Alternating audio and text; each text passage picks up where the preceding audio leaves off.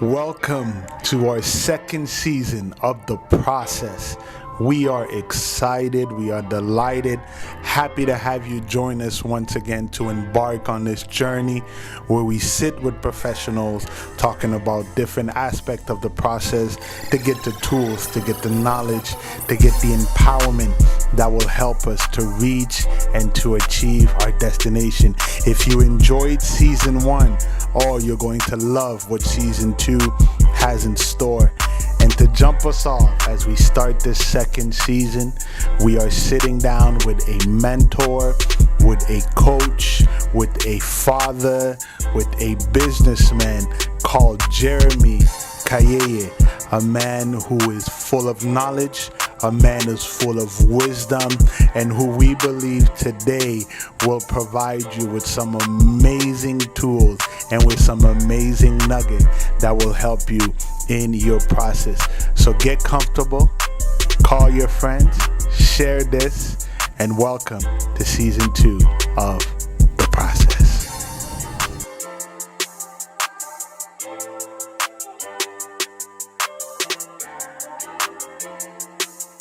Good afternoon. How is everyone doing? I hope you're all doing great from wherever you're tuning in. Welcome to The Process once again.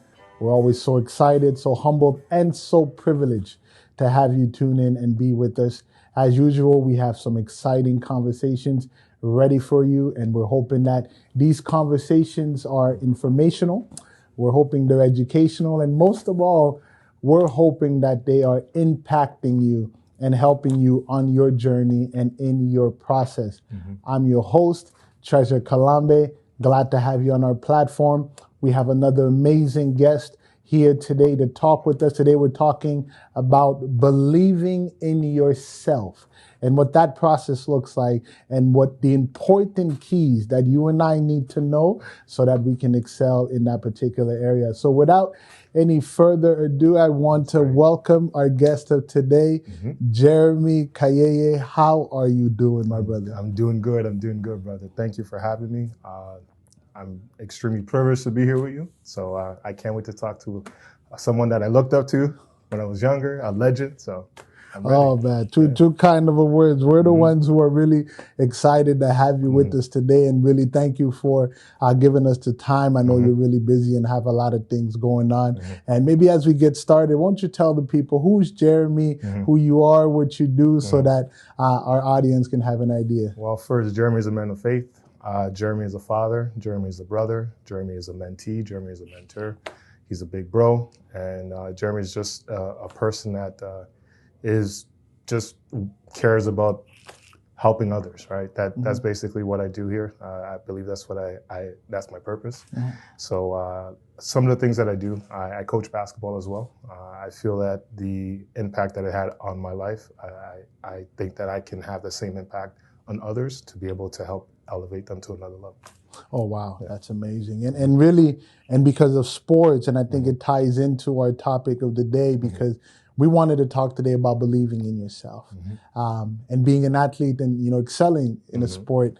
The notion of sort of having that faith in yourself is really important. So when you think about that, when you think about self-confidence, when you think about believing in yourself, what do you think that means? What does it mean to have that faith in who you are and in your abilities? It's about having a trust, right? It comes down to a trust in the fact that you are able to complete a task, right? And you are able to not only do it, but do it well, right? And when I believe in myself, that's what I think of, trust, the word trust. Do I trust myself enough to be able to do this at the optimal level that it needs to be done at? And wow, trust, so important. And when I hear trust, I hear knowledge, or I hear a notion of who I am and what I possess and what my abilities are. And right away, that's a big struggle for a lot of people, kind of trusting in themselves, because a lot of folks don't know who they are, right? And what they possess. For you, with the success you've had, I know you've coached on a national level, the AAUs, you now coaching the university level with Ryerson. How did you get to that place of saying, I trust what I have? What was your process in beginning to trust yourself? My process is in 3 steps. First is knowledge, right? Being able to acquire the knowledge and not being afraid to get it, right? And in those years and times of acquiring knowledge, you have to fail, right? Sometimes failure is inevitable. But as you acquire the knowledge, then it got to the point that I got to a point that I was comprehending the knowledge that I was getting in. Okay, you're good at this. This is what you're not strong at. This is what you excel at. And then after that point, I was able to have enough wisdom to be able to use the knowledge that I comprehend, which allowed me to be able to say, okay, this is who I am. I know exactly how to use my purpose. I know exactly how to use my skills and my abilities, and I'm going in that direction. Yep. Wow. And did you ever get scared, right? Because I would assume with knowledge, with knowing or kind of having that opportunity of understanding, okay, wow, I could really try this out and I could really reach for that. Did you ever get to a place where like, man, this is kind of scary. Like, did you ever have any fear? And if you did, how did you overcome that fear? All the time.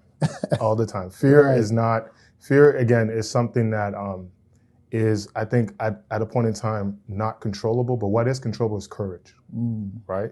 Because the fear and the doubt is always going to happen. But are you courageous enough to be able to say, you know what, this is, are you courageous enough to say, I'm going to follow through, right? I said I'm going to do something, I'm going to follow through. I'm not going to be afraid to fail, and I'm not going to care what anybody else thinks. I'm just going to do it. And during those times, especially early, it's not easy, right? And that's where I draw myself from looking at people that have done it before me, right? Success leaves crumbles, right? So you're trying to find any type of crumble that you can find from anyone that has been able to kind of have a similar path as you, right? And the easiest way to do it, we live in the age of the internet, so you can easily search exactly what you need to do and try to draw examples from mentors or from people that you look up to be able to say, you know what, this person was able to do it, I'm able to do it as well. I know I'm going through my unique situations, but I'm able to be able to say, you know what, I know I'm afraid, I'm going to be courageous, I'm going to overcome this, and I'm going to get it done. And that's so amazing. And you know, I would even add on to that, a lot of people, they will struggle in when they see somebody else having made it, rather than humbling themselves and say, hey, you know what, help me out, right? How did you do it? What were those steps? And kind of being a student, a lot of folks won't allow themselves to be a student to a process. Can you speak a bit to that about how believing in yourself does not take away the need of having mentors, of having guides, of being instructed, but how it actually adds on to it? Can you talk a bit about how important that is of having people around you to guide you and to support you? You know what? Having people around you to guide you is probably the most important thing. The one thing that is unfortunate is that a lot of people don't know or do not have access to those people because of luck and fortune. But the one thing that a lot of these mentors that I have that they don't know is that they are my mentor. Coach K at Duke University is my mentor. He doesn't know me. I don't know him, but he's my mentor. I read the books. I watch what he does. Pastor T.D. Jakes, I've never met him in my life, but he's my mentor. Dr. Miles Monroe, he doesn't know me, but he's my mentor, right? So it's a point of finding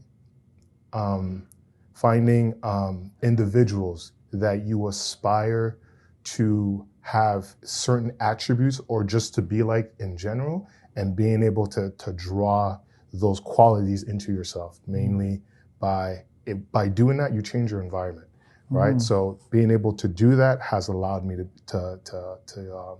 to see the importance of having those mentors, because of that knowledge, I was able to then apply it and embark on my journey.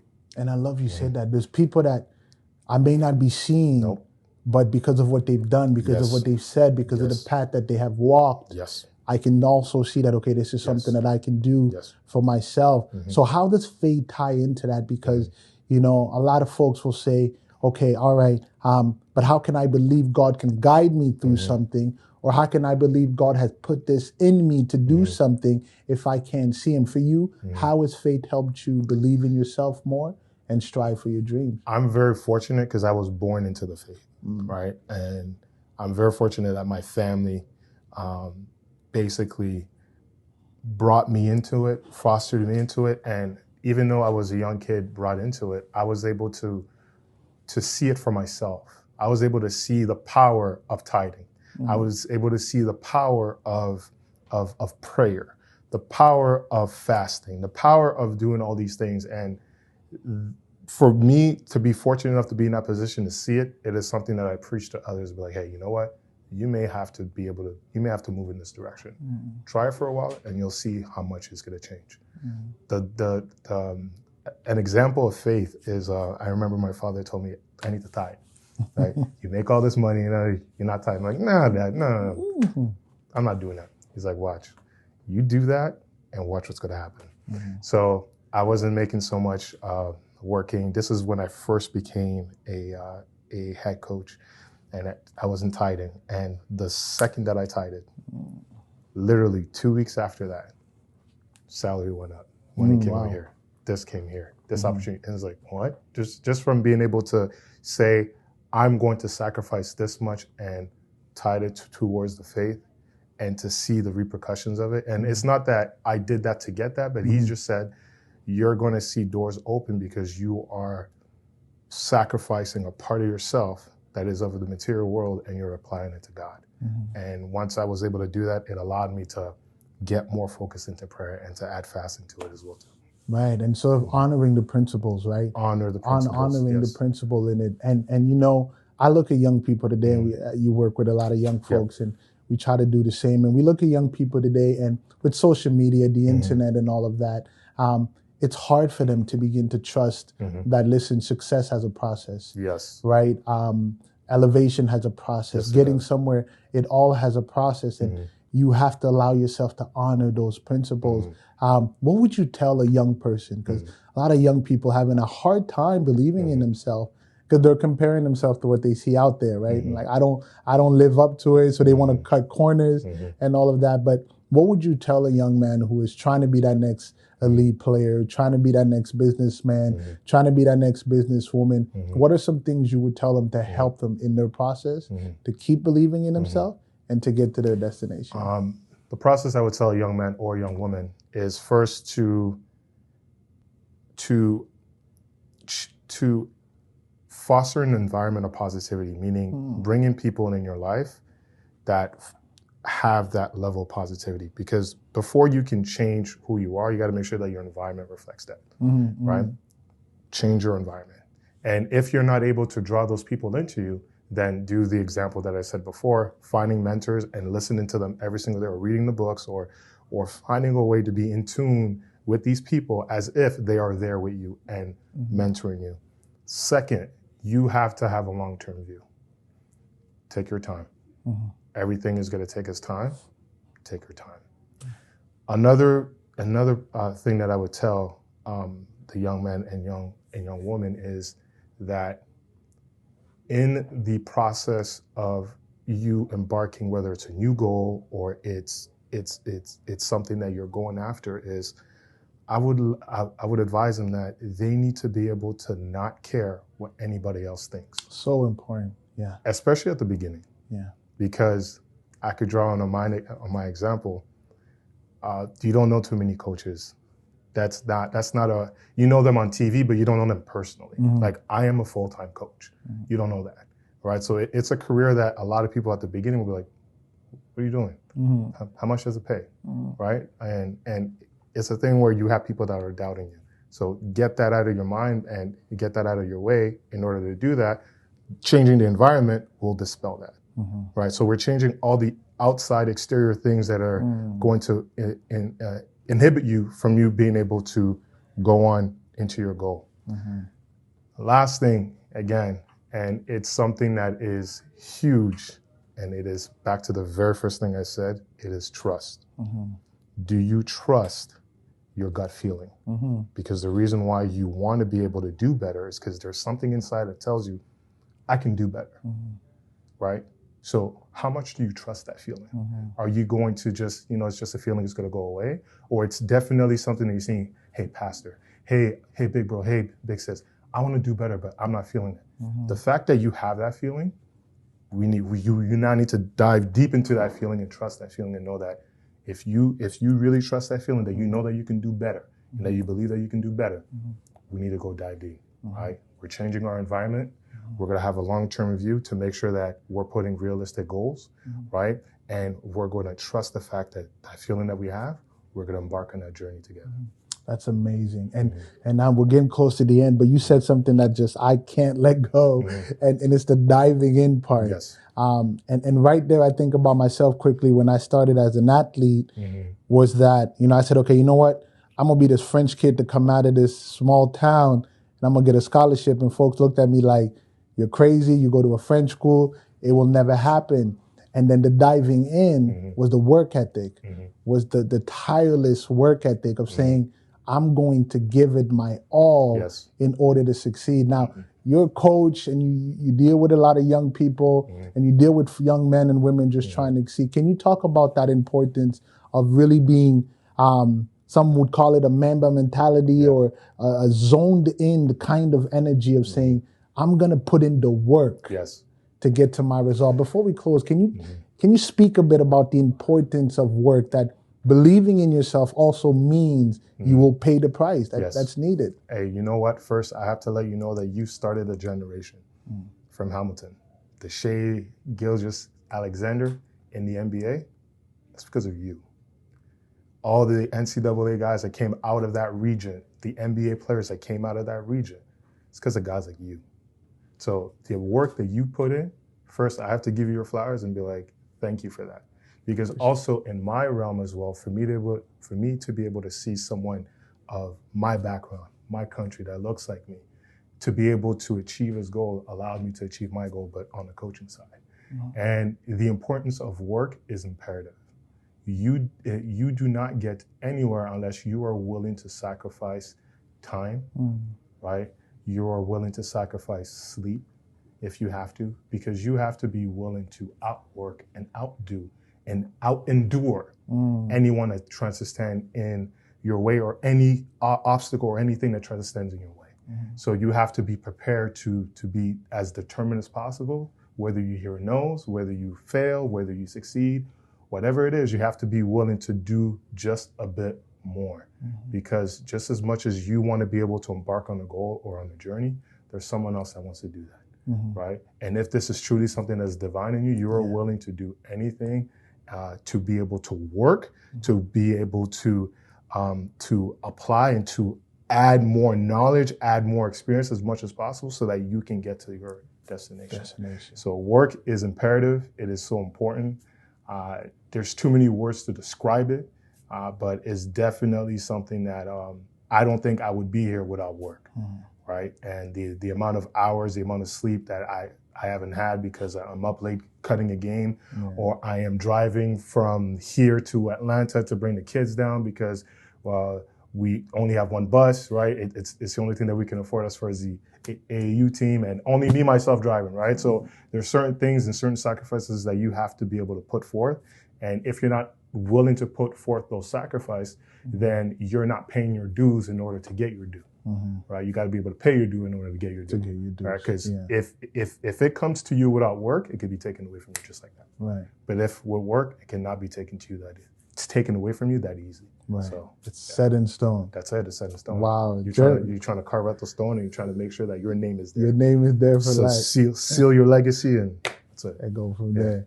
Wow. Thank you so much. And that's such a wealth of knowledge. And I'm really hoping that all of our viewers, you've really received a lot from that, because it's a range of information. Believe in yourself, but don't just say it.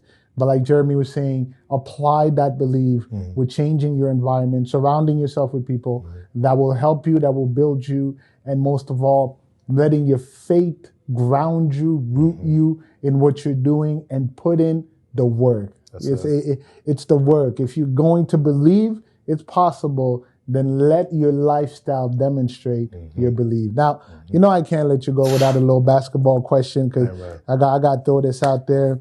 LeBron or Michael? LeBron or Michael? All right.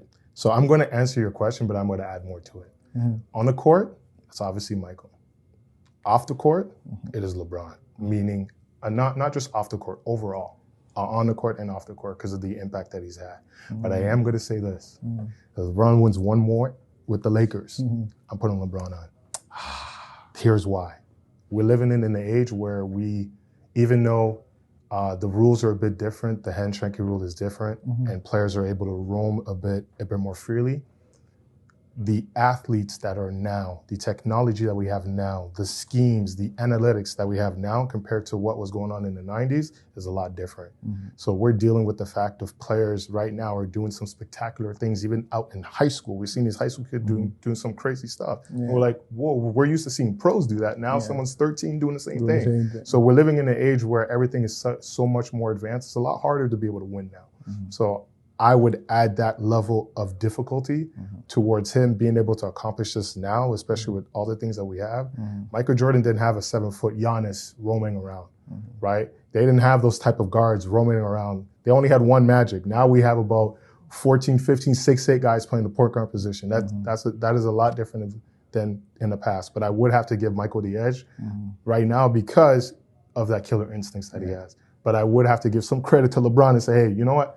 Win one more, maybe two more, so that you can tie that championship little battle, and then you can have your roses and be on top. But he is number 2 right now. Michael's 1, LeBron's 2. You know what? I'll be okay with that. Thank you. I'll be okay with that. Listen, as we close, where can people follow you? I know you're coaching right now. Where can people follow you if they want to watch you and just be inspired and continue to learn from you? Where can folks follow you on social media and things like that? Social media, throughout all social media, whether it's Instagram, Twitter, Clubhouse, whatever, Facebook, it's Jeremie_Kayeye, so JEREMIE_Kayeye.